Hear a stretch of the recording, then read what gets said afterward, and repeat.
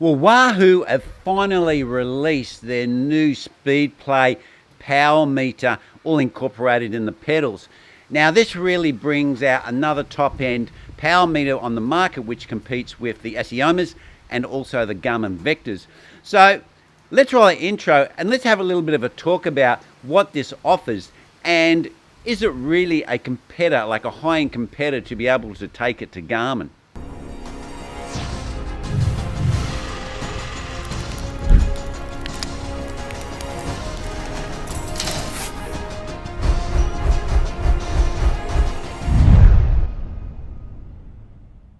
Well, in Australia, Wahoo have priced their Power Speedplay pedals pretty much the same as the Garmin Vector 3s.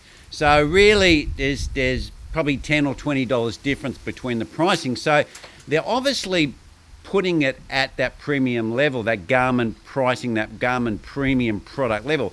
Now, Garmin, the Vector 3s, have had some problems with those pedals, especially with the battery compartment and how the battery compartment had intermittent contact with the battery, and there was quite a few upgrades to that pedal, but they finally have got it corrected. Well, that is what we're hearing from people like DC Rainmaker and GP Llama, and now they're pretty reliable. But we haven't seen how Wahoo's pedals are going to perform, because not only have they just brought out a power meter, they only purchased Speedplay some 12 months or so ago.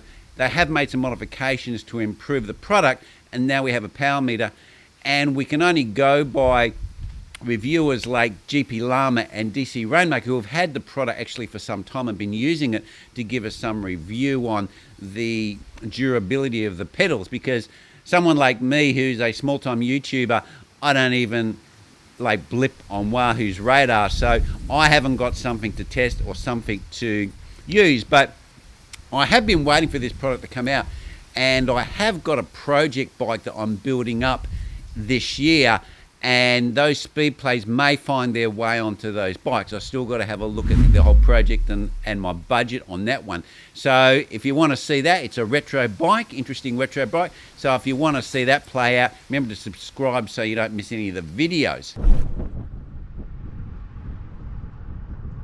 Now, the Speedplays really have got a real alignment with the Aciomas and the Garmin. We have single-sided power meters and we have double-sided power meters. So you can either get the ones where it just doubles the power of the left foot, like the Aciomas and the Garmin, or you can buy the dual-sided, where there's two separate meters in each pedal, and they then are added up, and you see that on your headset, which Garmin, Wahoo, or Hammerhead, whatever. And they're claiming that there's about 70 hours of battery life on the pedals. So that's actually a pretty reasonable time frame. Now, I've got the Look SRM pedals. I'm finding I'm not sort of getting that type of battery life, and those ones actually look really nice because you can't tell that they've got a power meter in them, but they are significantly more expensive. And the only reason I bought them is because I was going to buy the Aciomas at the time, but they were unavailable. So that's why I purchased the Look SRMs, and that was for my Look bike. And I couldn't go for a crank-based system because the crank is a one-piece monoblock, and it's a proprietary product for Look. So that wouldn't have worked on that crank set. So the real thing with this Wahoo Speedplay is that if you like that sort of pedal, I haven't tried Speedplays, and I'm really kind of itching to try them because they just seem like, I mean, when you look at them, they seem something you could just whack your foot at it and you lock in. You don't have to worry about trying to slide your foot in and clip it in as you do with the Shimano and Look pedals. So I'm finding those pedals are very, very intriguing. I have heard initially they do have some significant wear in the old Speedplay. Wahoo have actually said that they've improved that and it's not so bad. So I'm quite intrigued on trying these pedals, and I suppose a lot of you people out there are as well. So if you've been using these pedals in the past, or you've got a set of the newer Wahoo pedals, and you can give us some sort of comments down below on what you think of these pedals And if the Wahoo ones are actually better than the original Speedplays, that would be really great for the community, because when we watch a lot of these YouTubers that are given the products, they kind of got to go they got a kind of soft pedal on the brakes when it comes to the negatives of these products. So we really want to get some real everyday purchaser information on these products. But the good news is there's another competitor in the market, and Wahoo are a big name. Now, I've got the original Wahoo Element, and that thing, I don't know how long I've had it now. I remember I bought it.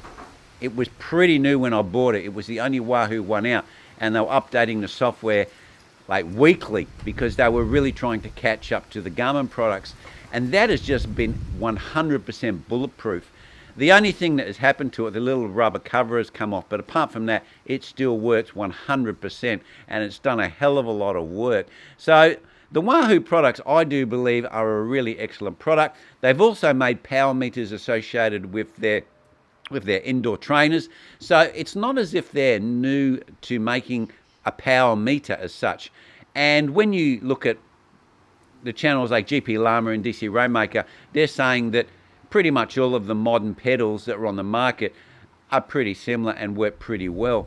And I would actually have to say that my view is I've tried the duals, because I've got the dual look ones, and I've had the Garmin single-sided, and I think that unless you need to really know what that specific wattage is, like you ride in a team and you want to compare powers, or you're trying to look at comparing to some set figure that you want to achieve because you're a kind of a competitor or you're semi-professional, whatever, I don't think the actual accuracy is that much of a big deal as long as the pedal's fairly consistent. Now, I'm a guy who comes from an accuracy background. In my previous jobs, I was involved heavily in accuracy. But I think for cycling, as long as you have your bikes and your bikes are consistent and you can ride your bike and you can go, hey, look, you know, I'm putting out about 250, 260 watts, or I'm putting out 310 or 320, it doesn't matter if it's like 5 or 10 watts out, because you're comparing your performance with your performance on the same bike with the same power meter system. So I think that even buying a dual-sided, from actually having it, I don't think there's a lot of value in buying a dual-sided power meter unless you're sort of fairly serious about racing. And I probably will look at the Wahoo single-sided power meter if I actually purchase it. And that's almost $1,000 Aussie here, so I'll have to look at the pricing when I do my build-up. But guys, leave your comments down below. What do you think of the Speedplay pedals and how they work? And the other question is, what do you think about Wahoo now competing with products like the Asioma and Garmin? But Wahoo have priced themselves above the Asiomas and at the Garmin level. Well, anyway, guys, that's where I'm going to leave it, and I will see you next vid.